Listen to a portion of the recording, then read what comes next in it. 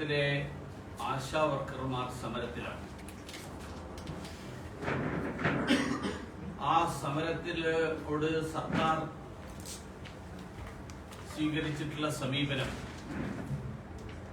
ഒരു നിഷേധാത്മകമായിട്ടുള്ള സമീപനമാണ് സ്വീകരിച്ചിട്ടുള്ളത്.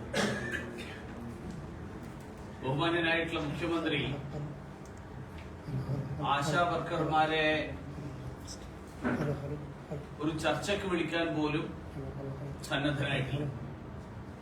അതുമാത്രമല്ല, അവരെ അങ്ങേയറ്റം അപമാനിക്കുന്ന ഒരു സമീപനം, ആ സമീപനമാണ് മുഖ്യമന്ത്രി കൈക്കൊണ്ടിട്ടുള്ളത്, മുഖ്യമന്ത്രിയും സർക്കാരും കൈക്കൊണ്ടിട്ടുള്ളത്. കാരണം അതല്ലെങ്കിൽ ഈ സമരം പാവപ്പെട്ട സ്ത്രീകൾ സമരം ചെയ്യുമ്പോൾ ആ സമയത്ത് തന്നെ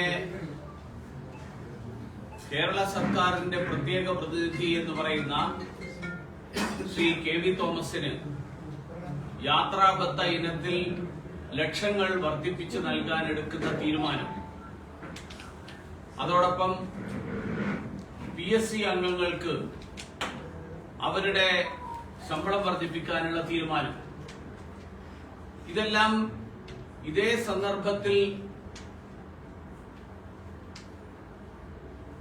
തീരുമാനം കൈക്കൊള്ളുന്നു എന്നുള്ളത് തന്നെ ആശാ വർക്കർമാരെ മനഃപൂർവ്വം അപമാനിക്കലാണ്. മാർക്സിസ്റ്റ് പാർട്ടി പറയുന്നത് അധ്വാനിക്കുന്ന തൊഴിലാളി വർഗത്തിന്റെ പാർട്ടിയാണെന്നാണ്. പക്ഷേ വാസ്തവത്തിൽ മാർക്സിസ്റ്റ് പാർട്ടി സംരക്ഷിക്കുന്നത് അവരെ തന്നെ വിശേഷിപ്പിക്കുന്ന വരേണ്യവർഗം എന്ന് പറയുന്ന ആ വിഭാഗത്തിന്റെ താല്പര്യമാണ് സംരക്ഷിക്കുന്നത് എന്നുള്ളതാണ് ഇതിൽ നിന്ന് വ്യക്തമാക്കുന്നത്. പിണറായി വിജയൻ ഒരു കാര്യം ഓർമ്മിക്കണം എന്ന് ഞാൻ അദ്ദേഹത്തിന്റെ ഓർമ്മയിലേക്ക് കൊണ്ടുവരാൻ വേണ്ടി പറയുക. കാരണം കോവിഡ് കാലത്ത് ആശാ വർക്കർമാരുടെ ഇടപെടൽ, ആ ഇടപെടലാണ് പിണറായി സർക്കാരിന് വീണ്ടും ഭരണത്തിൽ വരാനുള്ള സാഹചര്യം ഒരുക്കിയത്. അത് ഏറ്റവും ചുരുങ്ങിയത് മുഖ്യമന്ത്രിയെങ്കിലും ഒന്ന് ഓർമ്മിക്കേണ്ടതായി. അതിനു പുറമെ പതിവ് പോലെ സംസ്ഥാന സർക്കാരിലെ മന്ത്രിമാർ എല്ലാ വിഷയത്തിലും കേന്ദ്രത്തിനെ കുറ്റപ്പെടുത്തുന്ന രീതി തുടർന്നുകൊണ്ട് ഈ വിഷയത്തിലും കേന്ദ്ര സർക്കാരിന്റെ പോരായ്മകൾ, പിടിപ്പുകേടാണ് ഇതിന് കാരണം എന്നും പറഞ്ഞുകൊണ്ട് ഇപ്പൊ രംഗത്ത് വന്നിട്ടുണ്ട്. ആരോഗ്യമന്ത്രി ഇന്നലെ പറയുന്നത് കേട്ടു, ഈ NHM ഫണ്ട്, ദേശീയ ആരോഗ്യ ദൗത്യം, അതിന്റെ ഫണ്ട് കിട്ടാനുള്ളതാണ് ഉള്ള കാലതാമസമാണ് ആശാ വർക്കർമാരുടെ അവർക്ക് കൊടുക്കേണ്ട പ്രതിമാസ ഓണറേറിയം കൊടുക്കുന്നതിന് കാലതാമസം ഉണ്ടായതിന് കാരണം എന്നാണ്. ഞാൻ ബഹുമാനിയായിട്ടുള്ള ആരോഗ്യമന്ത്രിയോട് ചോദിക്കാൻ ആഗ്രഹിക്കുകയാണ്, എന്ത് തുകയാണ് ഇനി കേന്ദ്ര സർക്കാരിൽ നിന്ന് കിട്ടാൻ ബാക്കിയുള്ളത് എന്നുള്ളത് ആരോഗ്യമന്ത്രി ഒന്ന് വ്യക്തമാക്കണം. കാരണം ഈ കഴിഞ്ഞ ദിവസം പാർലമെന്റിൽ നൽകിയ ചോദ്യത്തിന്, ആ ചോദ്യത്തിന് മറുപടിയായി കേന്ദ്ര ആരോഗ്യമന്ത്രി വളരെ വ്യക്തമായിട്ട് കാര്യങ്ങൾ സൂചിപ്പിച്ചിട്ടുണ്ട്. അതനുസരിച്ചിട്ട് ദേശീയ ആരോഗ്യ ദൗത്യത്തിന് കീഴിൽ 2023-24 189.15 കോടിയും 24-25 815.73 കോടിയും കൊടുത്തു കഴിഞ്ഞു. 24-25 കേരളത്തിന് ആകെ കിട്ടേണ്ടത് 913.24 കോടിയാണ്. ആ 913.24 കോടിയിൽ 815 കോടി കൊടുത്തു. അത് വൈകാനുള്ള കാരണം ദേശീയ മാനദണ്ഡങ്ങൾ പാലിക്കില്ല എന്നുള്ള സംസ്ഥാന സർക്കാരിന്റെ നിലപാടായിരുന്നു.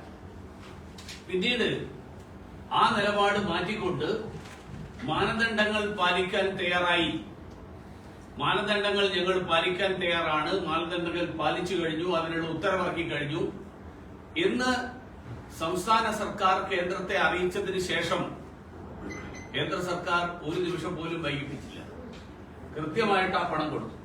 അപ്പൊ അതുകൊണ്ട് ഈ എല്ലാ കാര്യത്തിനും കേന്ദ്ര സർക്കാരിനെ പഴിചാരുന്ന സമീപനം, അത് വന്യജീവി ആക്രമണങ്ങളുടെ കാര്യത്തിലാണെങ്കിലും വയനാട്ടിൽ ഉൾപ്പെടെയുള്ള പ്രദേശങ്ങളിലെ ദുരന്ത നിവാരണത്തിന്റെ കാര്യത്തിലാണെങ്കിലും ഇതിലെല്ലാം കേന്ദ്രത്തിനെ പഴിചാരുന്ന സമീപനം, ആ സമീപനം കേരളത്തിലെ സർക്കാരിന്റെ മന്ത്രിമാര് അതൊരു പതിവ് രീതിയാക്കുന്നതിന്റെ പൊള്ളത്തരം ജനങ്ങൾ തിരിച്ചറിഞ്ഞിട്ടുണ്ട് എന്ന് അവരെങ്കിലും ഇനി മനസ്സിലാക്കണം. ഇപ്പോ കേരളത്തില് ക്ഷേമ പെൻഷന്റെ കുടിശ്ശിക ഇപ്പോഴും തീർത്തിട്ടില്ല.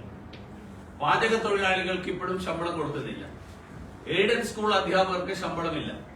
പട്ടികജാതി വിഭാഗങ്ങൾക്കും ഭിന്നശേഷി വിഭാഗങ്ങൾക്കും ന്യൂനപക്ഷങ്ങൾക്കും ഒക്കെയുള്ള നിശ്ചയിച്ചിരുന്ന പ്രഖ്യാപിച്ചിരുന്ന ആനുകൂല്യങ്ങൾ അടക്കം വെട്ടിക്കുറച്ചു. മാത്രമല്ല, ഒഴിവുകൾ റിപ്പോർട്ട് ചെയ്യുന്നത് വെള്ളയാക്കി. ഇന്നലെ ഒക്കെ വാർത്തകൾ വന്നിട്ടുണ്ട്. റാങ്ക് ലിസ്റ്റിന്റെ കാലാവധി പൂർത്തിയാകുന്ന ഘട്ടത്തിൽ പോലും 30% പോലും റാങ്ക് ലിസ്റ്റുകളിൽ നിന്ന് നിയമനം നടത്തുന്നില്ല. അപ്പൊ അങ്ങനെ ഏറ്റവും ദുരിതമനുഭവിക്കുന്ന ആളുകളെ മുഴുവൻ തന്നെ കൂടുതൽ ദുരിതത്തിലേക്ക് തള്ളിവിടുകയും മറുവശത്ത് രാഷ്ട്രീയ നിയമനം നേടിയിട്ടുള്ള വൻകിടക്കാർക്ക് അവർക്ക് വാരിക്കോരി കൊടുക്കുകയും ചെയ്യുന്ന സമീപനം, ഈ സമീപനം ഈ സർക്കാരിന്റെ യഥാർത്ഥത്തിലുള്ള കൂർ ആരോടാണ്, ആരുടെ താല്പര്യങ്ങളാണ് സംരക്ഷിക്കുന്നത് എന്നുള്ളത് വളരെ വ്യക്തമാക്കുകയാണ്. അതുകൊണ്ട് എനിക്ക് ആവശ്യപ്പെടാനുള്ളത്, കേരള സർക്കാർ ആശാവർക്കർമാരോട് കാണിക്കുന്ന പ്രതികാര സമീപനം, ആശാവർക്കർമാരോട് കാണിക്കുന്ന അവരെ അപമാനിക്കുന്ന സമീപനം, ആ സമീപനം അവസാനിപ്പിക്കണം എന്നുള്ളതാണ് എനിക്ക് ആവശ്യപ്പെടുന്നത്.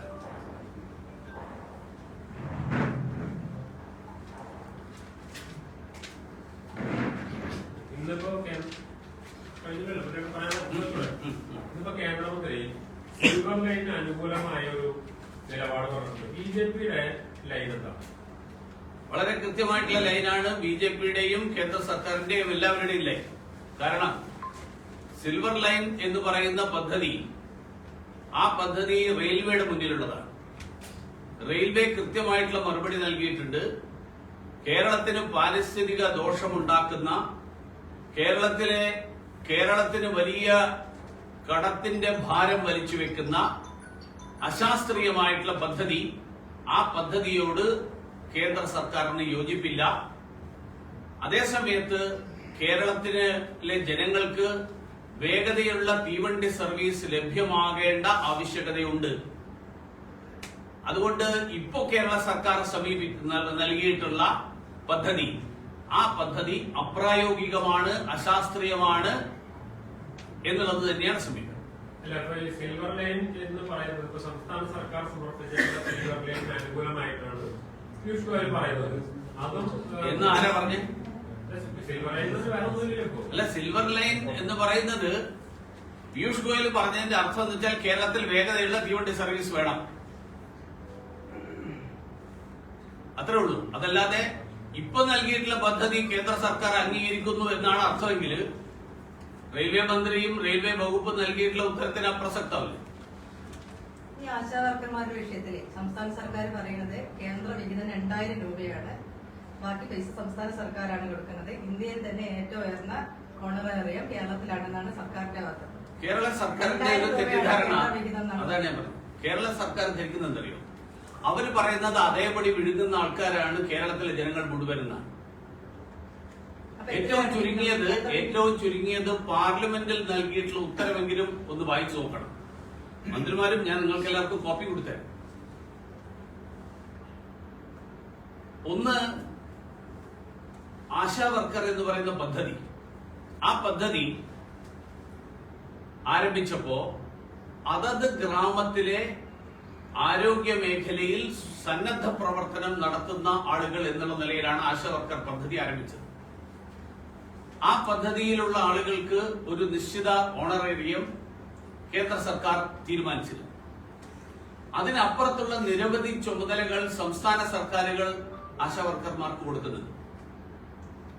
ഉദാഹരണത്തിന് രാജ്യത്ത് ഏതാണ്ട് എല്ലാ സംസ്ഥാനങ്ങളും കേരളം കൊടുക്കുന്നതിനേക്കാളോ അതിൽ കൂടുതലോ അവർക്ക് കൊടുക്കുന്നുണ്ട്. കേരളത്തിലെ മന്ത്രിമാർ പറയുന്നത് ഞങ്ങളാണ് ഏറ്റവും കൂടുതൽ കൊടുക്കുന്നതാണല്ലോ പറയുന്നത്. കഴിഞ്ഞ 24 എന്റെ ഓർമ്മ ഡീൻ കുര്യാക്കോസിന്റെ ചോദ്യമാണ്. ആ ചോദ്യത്തിന് മറുപടിയായിട്ട് പാർലമെന്റ് നൽകിയിട്ടുള്ള ഉത്തരത്തിൽ ആന്ധ്രാപ്രദേശിൽ 10,000 രൂപയാണ് കൊടുക്കുന്നത് സംസ്ഥാന സർക്കാർ, സിക്കിമിൽ 10,000 രൂപയാണ് കൊടുക്കുന്നത്. വിവിധ സംസ്ഥാനങ്ങൾ അതത് സംസ്ഥാനങ്ങൾ നൽകുന്ന അധിക ജോലികളുടെ ഇത് പരിഗണിച്ചുകൊണ്ട്, തോത് പരിഗണിച്ചുകൊണ്ട് അവർക്ക് ഓണറേറിയം കൊടുക്കുന്നുണ്ട്. കേന്ദ്ര സർക്കാർ നിശ്ചയിച്ചിട്ടുള്ള ചുമതലകൾക്കപ്പുറത്ത് സംസ്ഥാന സർക്കാർ ഉൾപ്പെടെ സംസ്ഥാന സർക്കാർ ഏർപ്പെടുത്തിയിട്ടുള്ള നിരവധി ചുമതലകൾ, ഏതാണ്ട് 30ഓളം ജോലികൾ. ആ 30ഓളം ജോലികൾ സംസ്ഥാനത്തെ ആശാവർക്കർമാർ ചെയ്യുമ്പോൾ അതനുസരിച്ചിട്ടുള്ള ഇൻസെന്റീവ് അവർക്ക് കൊടുക്കണം. കേന്ദ്ര സർക്കാരിന്റെ സ്കീമുകൾ, ഈ പറഞ്ഞ 2000 പറഞ്ഞല്ലോ, ഈ 2000-ന് കേന്ദ്ര സർക്കാരിന്റെ വിവിധ സ്കീമുകൾ, ആ സ്കീമുകളിൽ അവർക്ക് കിട്ടുന്ന ഇൻസെന്റീവ് എത്രയാണെന്നും പാർലമെന്റിലെ ചോദ്യത്തിന് മറുപടി കൃത്യമായിട്ട് പറഞ്ഞിട്ടുണ്ട്. വിവിധ സ്കീമുകൾ, ഈ 2000 ഫിക്സഡ് ആണ്, അതിന് പുറമെയാണ് സ്കീമുകൾ. ഇപ്പൊ കേരള സർക്കാരിന്റെ വിവിധ പദ്ധതികൾ, വിവിധ ചുമതലകൾ, ആ ചുമതലകൾ നിറവേറ്റുന്നതിനനുസരിച്ചിട്ട് അവർക്ക് അർഹമായിട്ടുള്ള പ്രതിഫലം അല്ലെങ്കിൽ ഓണറേറിയം കൊടുക്കാനുള്ള ഉത്തരവാദിത്വം സംസ്ഥാന സർക്കാരിന്റേതാണ്. ആ ഉത്തരവാദിത്വം നിറവേറ്റാൻ അവർക്ക് കഴിയാതിരിക്കുമ്പോ സാമ്പത്തിക ഭാരമാണ് കേരളത്തിന്റെ പ്രശ്നമെങ്കിൽ 100 കോടി രൂപ വണ്ടി വാങ്ങാൻ എന്തിനാ മാറ്റിവെക്കുന്നത്? 100 കോടി. കേന്ദ്ര സർക്കാരിൽ ക്യാബിനറ്റ് മന്ത്രിമാരുൾപ്പെടെ SUV-യിലല്ല സഞ്ചരിക്കുന്നത്. കഴിഞ്ഞ ദിവസം ഒരു മാധ്യമ പ്രവർത്തകൻ, എന്റെ ഓർമ്മ വിനു വി ജോണാണെന്ന് തോന്നി, ഏതൊരു ചർച്ചയിൽ അദ്ദേഹം പറയുന്നത് ഞാൻ കേട്ടു. കേന്ദ്ര ഡൽഹിയിൽ പോയപ്പോ ക്യാബിനറ്റ് മന്ത്രിമാർ, സീനിയർ ക്യാബിനറ്റ് മന്ത്രിമാർ യാത്ര ചെയ്യുന്നത് സാധാരണ വണ്ടിയിലാണ്. പക്ഷെ കേരളത്തില് എത്ര പോലീസ് ഓഫീസർമാര്, എത്ര IAS ഉദ്യോഗസ്ഥന്മാര്, എത്ര കോർപ്പറേഷനുകളുടെ ചെയർമാൻമാര്, MD-മാര്, മന്ത്രിമാര്, ഇവർക്കൊക്കെ ഇന്നോവ വണ്ടിയേ ഉള്ളൂ. 100 കോടി രൂപ മാറ്റിവെക്കാനുള്ള ആളുകള് ആശാവർക്കർമാർക്ക് കൊടുക്കാൻ പണമില്ല. പക്ഷെ ബജറ്റിൽ 100 കോടി മാറ്റിവെക്കുന്നതിന്റെ വെക്കുന്നതിന്റെ ഇരട്ടത്താപ്പാണ് ഞാൻ ചോദ്യം ചെയ്യുന്നത്. പണമില്ലാത്തത് കൊണ്ടല്ല, പണം ആർക്ക് കൊടുക്കണം എന്നുള്ള കാര്യത്തിൽ സർക്കാരിന്റെ മുൻഗണനാക്രമം, ആ മുൻഗണനാക്രമം സർക്കാരിന്റെ കൂർ ആരോടാണ് എന്ന് വ്യക്തമാണ്. കണ്ണൂരിലെ ഇന്നലെ പിടിച്ച CPM പ്രവർത്തകരെ ബലമായി കൊണ്ടുവന്ന് സ്റ്റേഷനിൽ വിളിച്ചു വാർത്ത പുറത്തുവിടുന്നു. ഇതൊക്കെ പുതിയ കാര്യമൊന്നുമല്ലല്ലോ. കാരണം കേരളത്തിലെ പോലീസും കേരളത്തിലെ സംവിധാനങ്ങളും, ആ സംവിധാനങ്ങളെ CPM എങ്ങനെയൊക്കെ ദുരുപയോഗപ്പെടുത്തുന്നു എന്നുള്ളതിന് ധാരാളം ഉദാഹരണങ്ങൾ ഇതിനു മുമ്പ് ഉണ്ടായിട്ടുണ്ട്. പോലീസ് സ്റ്റേഷനിൽ കയറിയിട്ട് പോലീസുകാരെ അടക്കം ആക്രമിക്കുക, പോലീസുകാരെ നിന്ന് പ്രതികളെ മോചിപ്പിച്ചു കൊണ്ടുപോകുക, ഇതൊക്കെ പതിവായിട്ട് നടക്കുന്ന കാര്യങ്ങളാണ്. അതിലൊരു നമുക്കൊരു ഞെട്ടൽ ഉണ്ടാവേണ്ട കാര്യം എനിക്ക് തോന്നുന്നു ഒരു കേരളത്തിലെ ക്രമസമാധാന നിലയുടെ ഏറ്റവും പരിതാപകരമായിട്ടുള്ള അവസ്ഥയാണ് സൂചിപ്പിക്കുന്നത്.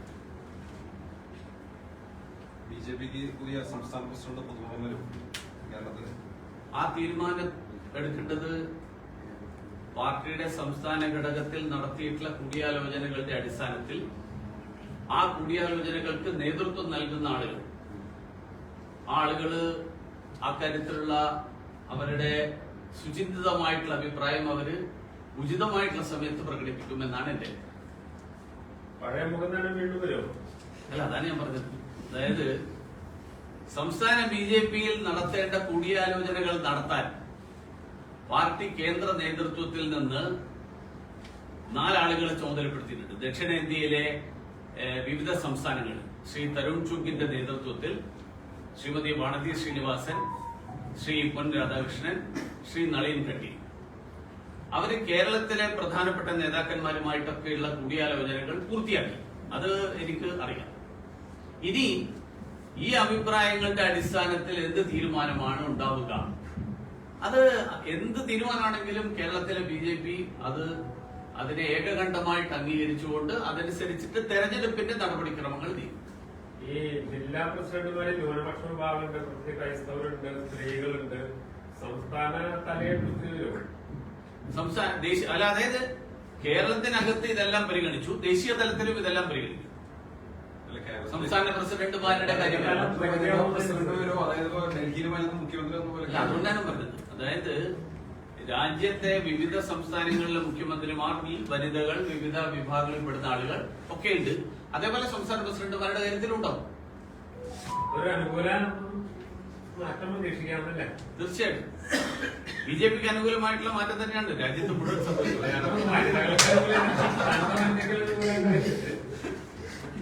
വനിതകൾക്ക് നാരീശക്തിക്ക് ഏറ്റവും പ്രാധാന്യമുണ്ട് എന്നുള്ളത് പ്രധാനമന്ത്രി തന്നെ പറഞ്ഞല്ലോ. അതുകൊണ്ടാണല്ലോ രേഖ ഗുപ്ത മുഖ്യമന്ത്രിയായിട്ടുള്ളത്.